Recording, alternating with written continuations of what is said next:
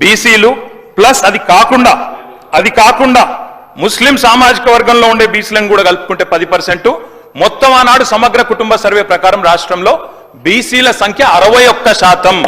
ఈ రోజు రాష్ట్ర వ్యాప్తంగా మేము మాట్లాడడం కాదు అధ్యక్ష, ఇక్కడ మా శ్రీనివాస్ యాదవ్ గారు కరెక్ట్ గా చెప్పినారు. మీ కాంగ్రెస్ పార్టీ ఎమ్మెల్సీ చెప్తున్నాడు బయట, దీన్ని తగలబెట్టండి, ఇంకా గలీజ్గా మాట్లాడింది నా మాట అన్న, తగలబెట్టండి అన్నాడు. దీన్ని తగలబెట్టండి ఈ నివేదికను తప్పుల తడక అని కాంగ్రెస్ పార్టీ ఎమ్మెల్సీ చెప్తున్నాడు, మేం కాదు. రాష్ట్ర వ్యాప్తంగా బలహీన వర్గాల సంఘాలు చెప్తున్నాయి. ఏమని చెప్తున్నాయి అధ్యక్ష?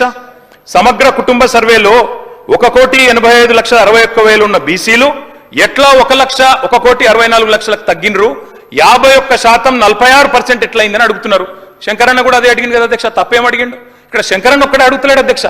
బయట మీ కాంగ్రెస్ పార్టీ ఎమ్మెల్సీ మాట్లాడుతున్నాడు, మీరిచ్చిన స్టేట్మెంట్ను మీరిచ్చిన నివేదికను తగలబెట్టమని చెప్పిండు అధ్యక్ష, మామూలు కాదు. ఇంకొక మాట అధ్యక్ష, మేము అనుకున్నాం అధ్యక్ష శాసనసభ సమావేశం ప్రత్యేకంగా పెడితే, ఇవాళ ఏం చెప్పినారు మీరు కొత్తగా? మీరు చెప్పింది ఈరోజు చెప్పింది మొన్న ఉత్తమ్ కుమార్ రెడ్డి బయట ప్రెస్లే చెప్పిండు. ఆయన ఉత్తమ్ కుమార్ రెడ్డి గారు సబ్ కమిటీ చైర్మన్ గా ప్రెస్ మీట్ లో ఇవాళ మీరు చెప్పిన లెక్కలని మొన్ననే చెప్పిండ్రు.